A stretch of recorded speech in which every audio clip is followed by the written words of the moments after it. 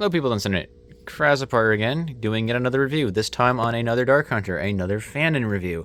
This one is on Seeker. Another Dark Hunter and another second upload today. You got another back-to-back upload. I might do the other review. I was going to be an actual mock and instead of actually doing a Fanon model, but I had changed my mind because I remembered I had this guy and I finished him actually at this house. So, yeah, we're doing a review on Seeker today. And Seeker, for the backstory, is a Dark Hunter made in the 2005 Canon models by Daniel Walsh back in 2005. And the basic story for him goes is that he was a protector of the Ignika, or not the Ignika, oh my god, not the Ignika, the Evoki. He was a protector of the Evoki on Destrel after Kajal raided the island of Artaka and sacked it and brought it back to Destrel. He fought the Toahaga, to which he lost. Obviously, because if he didn't, then Takanuma doesn't exist. And yeah, he got humiliated, and instead of facing the consequences of the Brotherhood, he ran and joined the Dark Hunters, to which he is used as a asset for their Brotherhood, or against the Brotherhood, by the Shadow One. And that's really it. He's also got a minor vendetta against the Toahaga for humiliating him, and is rolling in the Brotherhood. His staff is able to produce seismic shocks within people once it's hit, and that's really about it in terms of story for Seeker. But to get on the review, though, this one is actually more of an adjustment or an actual like true to the model sense to it, as opposed to being a full remake like Tracker is, which I have standing right here next to him. I was going to do a comparison, but I don't think I'm going to do a size comparison because I just forgot to do it with, I think, most of my latest reviews, but, you know, whatever. But yeah, no, this is Seeker, and we're going to do a review on Seeker. Now, again, this is a truer to the actual thing. This is not a full revamp like Tracker was. It's just minor adjustments, and we'll do that when I go over the comparison right now. And here he is. So, Seeker in the book, the Canon Seeker and the actual Seeker are pretty much the same, just bar a few differences. One such being the hand over here. That's the most notable thing. I did not like this hand. I didn't like the fact that the staff ran through the fingers as opposed to actually being held up, and I didn't get it, so I decided to just make it symmetrical. And again, the hoses. Now that's just something I don't have too much on hand, so the hoses are not here. You know, forgive me for that. I'll probably end up having the hoses on whenever I actually do put this guy on, you know, display. And that's really about it. Anyways, on to the review, though. I actually like this guy. And we're going to start off with the bottom. And I think he's actually really well designed, which is why I didn't change him so much, outside of the few adjustments that I saw wrong. And we'll just start off with the feet, as always. The feet. I don't know why I'm showing at the very bottom of the tips, but we're going to work up. And yeah, it is Lecon blades. These were such a pain in the ass to get. I think I found one seller in Bricklink selling them for like, what, $5 each, which was a steal for me. I bought these fast. You're damn right I did. And yeah, so I got Seeker, his legs. That took so long to get. That was like the last thing I really needed for him, and I just didn't have time, or not time, like the money for it at the time. And now I did, so I bought them.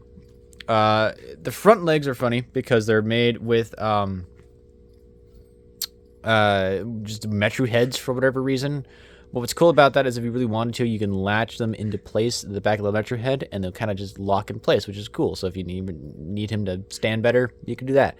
Also, I did free up the back over here. I didn't show it in the book, but these are joined together. All the legs are joined together, for that matter. So he only has like very limited posability. So I just freed him up, and now he can actually move the front legs around differently. And the back legs I did keep joined together, but since these are just Vaki legs, I didn't really see the point in doing so. Like freeing him up, it only make him more unstable, which he's a little bit unstable, but it's only because he's on a mattress, and I have one hand, so anytime that he gets like that, I can't really do much about it. Torso, though. Torso's pretty cool. He's a Metro build, technically, modified Metro build. Built with a Technic beam running through it, and it's connected to the front. It's pretty easy, this guy, actually. Pop open the torso, you can see it. Also, that little Technic piece there is probably supposed to be red, like on the back, but, I mean, whatever. I'll probably change it off camera. Or whenever I get the chance, I'll probably change it because I don't mind the actual red being there. But yeah, it's a Technic Technic beam, 2 of them for that matter. I think they're both 7 longs or something like that. And I think the one on tracker's 9, by the way. But again, I'll do a breakdown video on my tracker later. And you can get instructions to these guys on Hables and DeviantArt, Vaki 6 on DeviantArt, or Kuhan on Flickr, as he's known. And they did instructions for these guys. So, you know, go check those out. I will warn you, though, when we get to the arms, I modify a little bit. So we'll just start off with the lower arm. It's basic, you know, it's just a 2-fingered hand with a Roxy arm. And then at least on the right one, by the way, it still has a Robo Rider head. The left one does not. Or, yeah, the left one does not. This is illegal. If you build it the way it does have trouble with it. So I found out when we built it the first way, it has an issue with friction. I don't remember how it went. I think it was just a little bit too close. I think this was not supposed to be like that. And I just modified it a little bit. If you build it the way that's on instructions, it will and it can butt up against here and then cause the whole arm to kind of implode if you're trying to move it upwards. Because this is just on a Technic piece. That little pin piece that the Toa Haga used. When they were released to give them like kind of the posable arms. So when you moved it up, the Nuva chest plate would butt up against the torso and cause the whole thing to explode and just come off, and it was pain. So I omitted that and I just extended it out a little bit, and I think that fixed the issue. Given the fact that his arms don't fall out unless I'm manhandling him, I'd say so. Speaking of arms, again, I made it symmetrical, and then the staff, I was able to just make him hold in his arm, just like this. It's just a Technic piece, and it kind of goes out, and the fingers can wrap around. Again, I know I'm mandling him, so he's not on the ground. And then the head. The head is actually pretty cool. Seeker, I actually really do like Seeker quite a bit. So this head is pretty interestingly built. For whoever Daniel Walsh was, however old he was, he did really good, I think, building this model.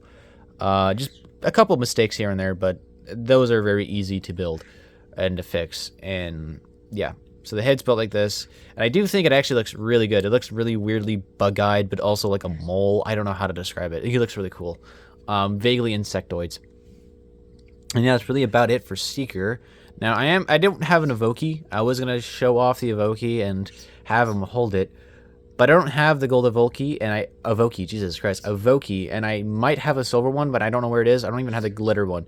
So I'm going to be right back. I'm going to do something and flex a little bit. So here it is, the possibly worst fucking timeline to ever exist, if it were to exist.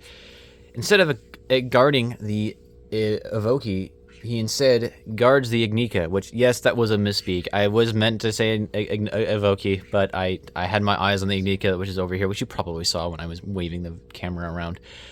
Yeah, I did kind of give it up in the beginning, but yes, I have the Ignika. I wanted to flex that I had it. So here he is guarding the Ignika and probably going to send the Matoran universe into the darkest place and cause it to end because he's an idiot and can't do his job. But yeah, anyways, that's about it for the review. Overall, I think Seeker's really cool. He's one of the better Dark Hunters. I have a weird fondness toward the really weird whack builds that kids make. And there's something inspiring and nostalgic about making those kind of weird, kind of ass models, to be fair.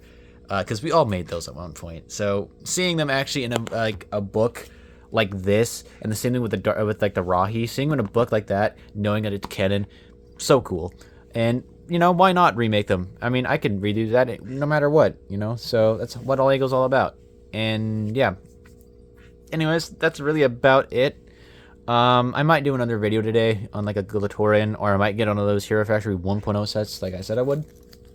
But, yeah. That's really about it for this review. Check out my other videos. And stick around if you want to stick around.